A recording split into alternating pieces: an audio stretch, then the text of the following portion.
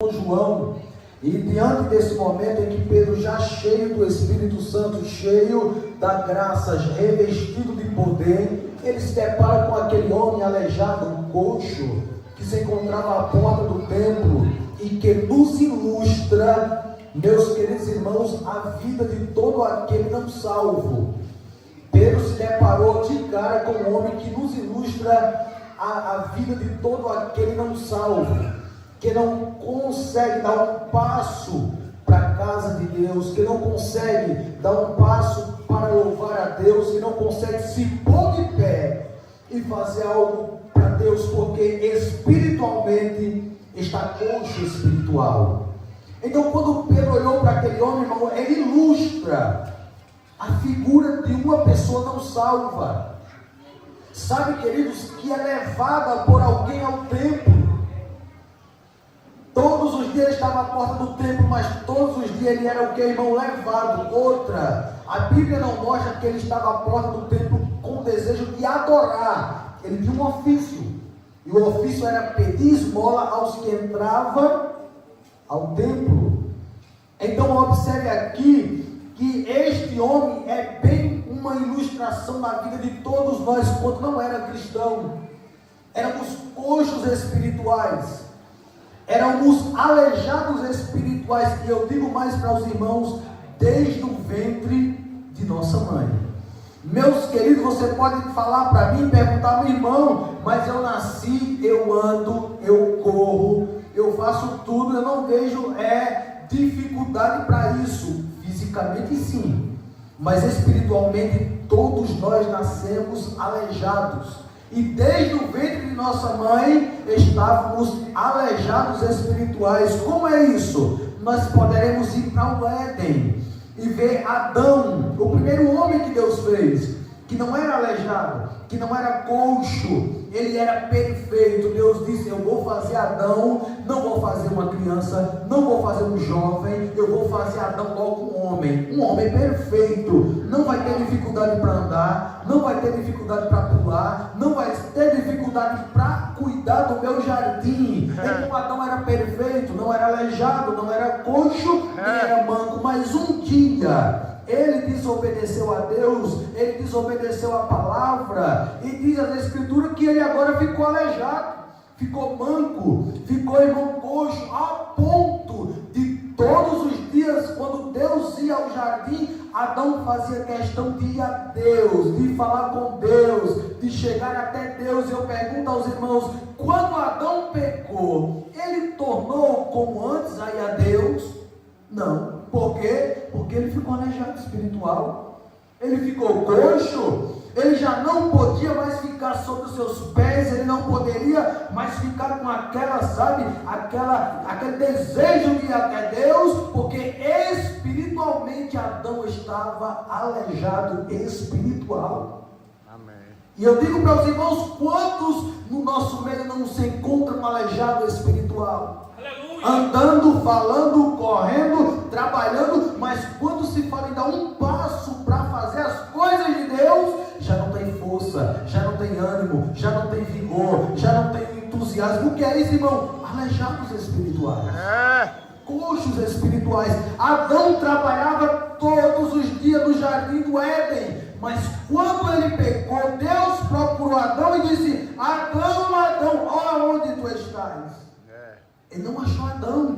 Adão se escondeu. Adão já não tinha mais aquele entusiasmo, já não tinha mais como se pôr de pé e chegar diante do seu Deus, nem cuidar do jardim, porque o seu vigor se acabou, foi tirado, foi ofuscado. Então, para que os irmãos entendam, o próprio Davi deixa bem claro, quando ele diz: em iniquidade fui formado, e em pecado me concebeu minha. Davi está dizendo: eita Deus, desde o ventre da minha mãe, eu sou aleijado espiritual.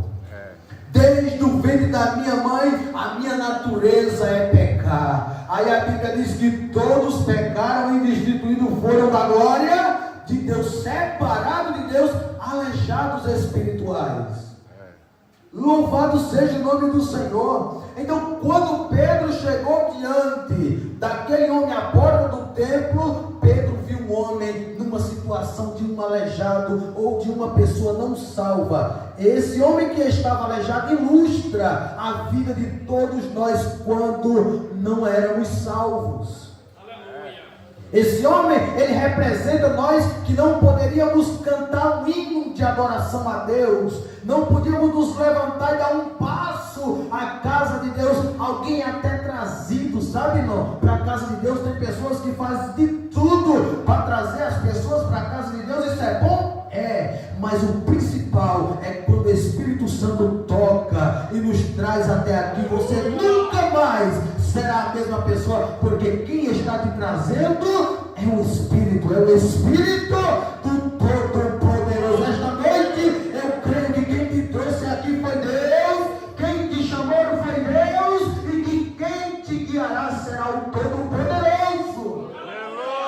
Você não é mais um coxo, você não é mais um aleijado, você não é mais, irmãos, alguém que presta uma deficiência espiritual, porque Deus curou as tuas enfermidades pela palavra. Glória a Deus. Então em Atos 3, Pedro aparece vendo de cara com essa figura desse homem que ilustra cada um de nós. Em Atos 4, Pedro vai defender o nome de Jesus, porque o Sinédrio vai se reunir com os capitães do templo para o prender. E em Atos 4, agora vamos ter uma oposição do Sinédrio, e Pedro agora vai defender o nome de Cristo. Em Atos 5, Pedro novamente aparece, irmão, porque Ananias e Safira vão fazer algo que prestará uma mentira diante de Pedro e diante de Deus. Pedro diz: vocês não mentiram contra mim, vocês mentiram contra o Espírito de Deus, pois vocês agora vão estar mortos.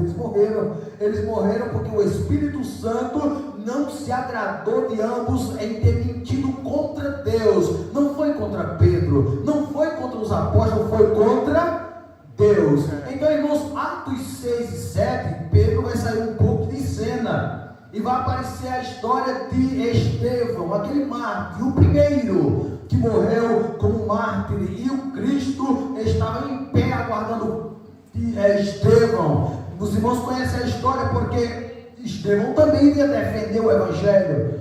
E nós vemos ali em Atos 8 que Pedro vai tornar de novo. Por quê? Porque diz que quando Filipe, o diácono, que estava fazendo um trabalho evangelístico e as almas estavam sendo salvas, ora, diz a Escritura que a igreja de Jerusalém envia Pedro. A coluna era Tiago, Pedro e João. Pedro, Tiago e João eram as colunas de Jerusalém, do templo. Agora a igreja mãe, ela envia Pedro até Samaria, porque o povo de Samaria, os samaritanos, estão se convertendo com o evangelho, com a palavra que sai da boca de Filipe. E diz que Pedro agora aparece naquele local a ponto de estender as mãos sobre aqueles convertidos e eles, irmãos, receberem o Espírito Santo. Os irmãos bem sabem que alguém até apareceu para comprar os dons de Pedro, né, queridos? Então Pedro agora em Atos 8 aparece novamente. Atos 9, Pedro desaparece aqui um pouco e aparece o apóstolo Paulo. Paulo se converte ao cristianismo. Aquele perseguidor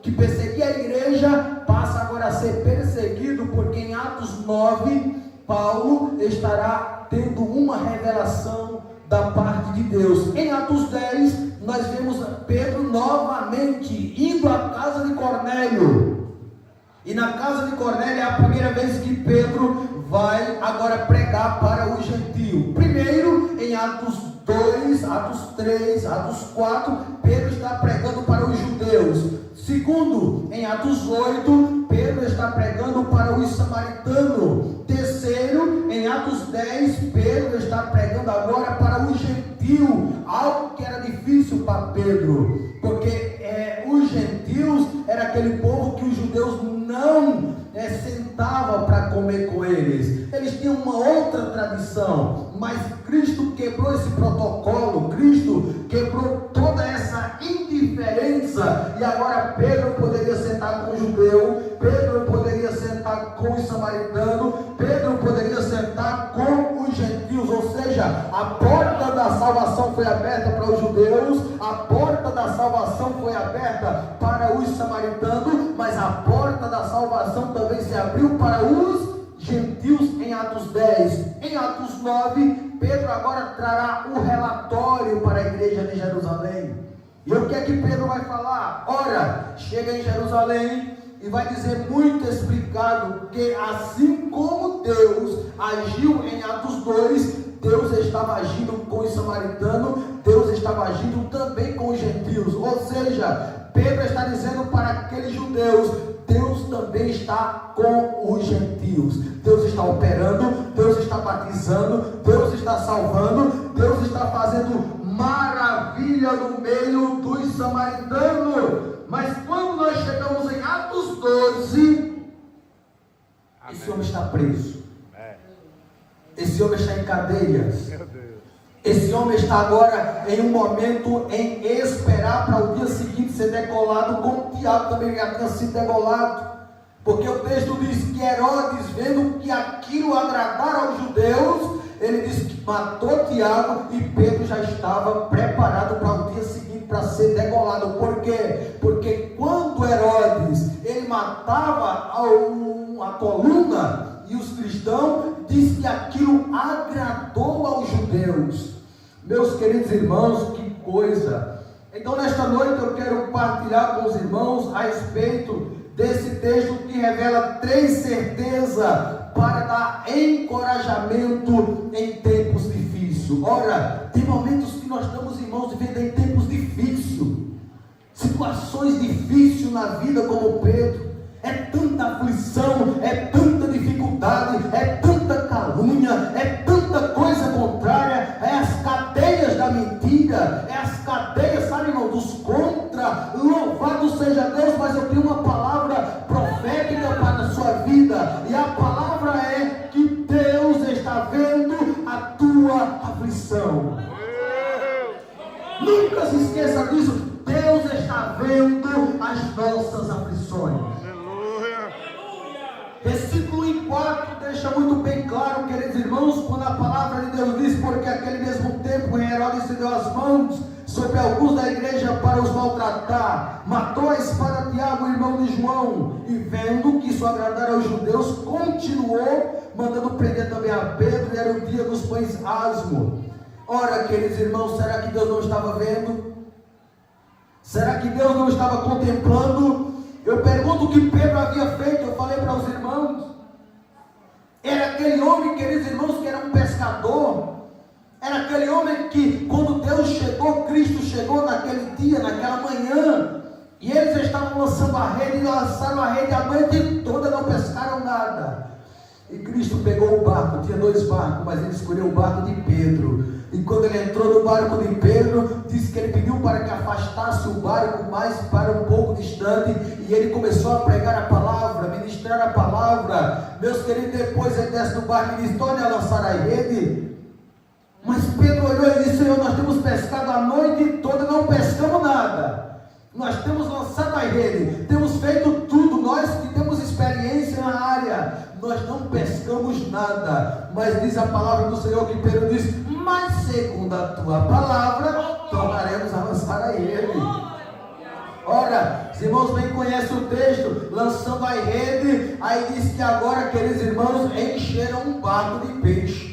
Mas o barco encheu de peixe, eles começaram a acenar para o outro barco, para que viesse. Quando o outro barco veio, encheu o outro barco de peixe. Quer dizer para os irmãos, um grande milagre. Pedro ainda não tinha acordado para esse milagre, mas quando os barcos saíram da água, quando tiraram os peixes, quando Pedro olhou para Cristo, parece que caiu na sua mente o que estava acontecendo, e Pedro olhou para Jesus e disse: Senhor, afasta-te de mim, porque eu sou um homem pecador.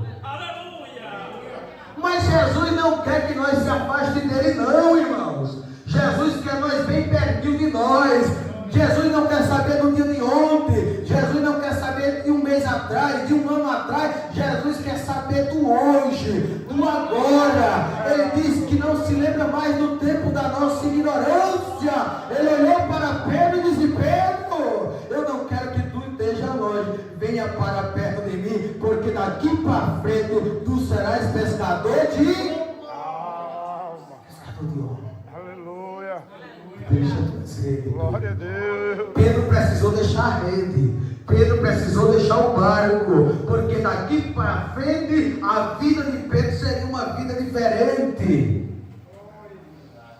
Então, irmão, não quer dizer que não viria dificuldade, as aflições vieram. Ora, Pedro foi preso uma vez, Pedro foi preso 2 vezes, não me falha a memória, aqui já era a 3ª vez que Pedro estava preso.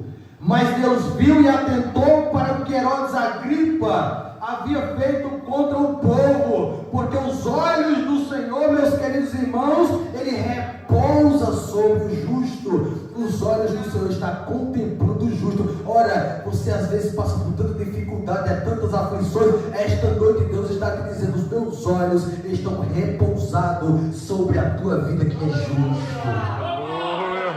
Não quer dizer que as dificuldades não venham, as prisões não venham, mas Deus está dizendo: os meus olhos estão postos em ti. Louvado seja o nome do Senhor. Esse homem, irmão, era neto de Herodes o Grande. Ora, querido, aquele homem que havia mandado matar as crianças de Belém. Ele era neto de Herodes o Grande, mas ele também era sobrinho de Herodes Antipas, o Herodes que havia mandado degolar, matar João Batista.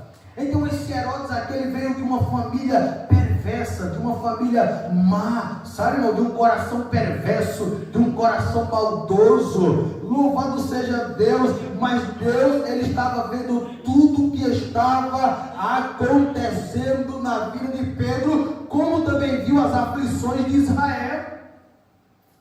Ora, se Deus não viu as aflições de Israel, o que é que a palavra de Deus diz, irmãos, e deixa claro? Eu tenho visto as aflições do meu povo que está no deserto. Israel estava no deserto, Israel estava passando por aflição, Israel estava passando por dificuldade. Escute, mas Deus estava vendo.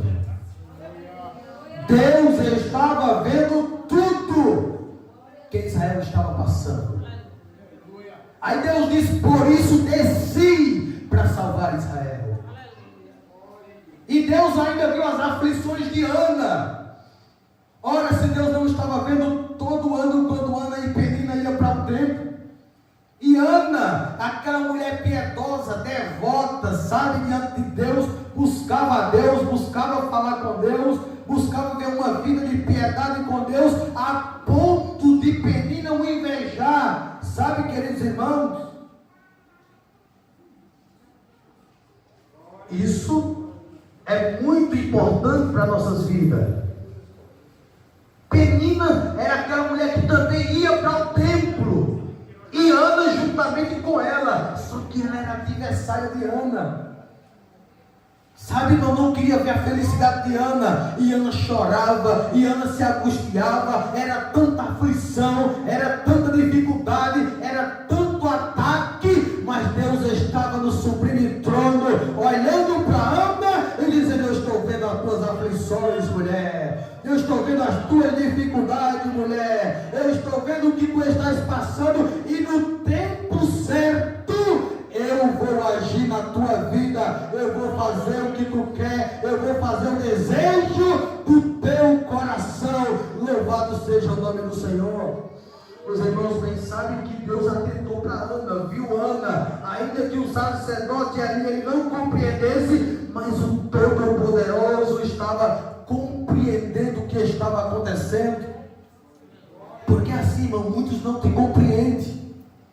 Muitos não nos compreendem, só sabe atacar, só sabe, não, é palavras que é mais dura do que às vezes até uma pancada. Irmãos, e para ver nós lá embaixo, e para ver nós cabisbaixo, e para ver nós angustiados, e para ver nós desistir. Escute, Deus esta noite está dizendo: deixe-me atacar, deixe fazer o que fizer, mas Deus está dizendo: eu estou no céu e eu estou vendo o que tu estás passando. Estou vendo tudo, nada escapa dos olhos do Senhor.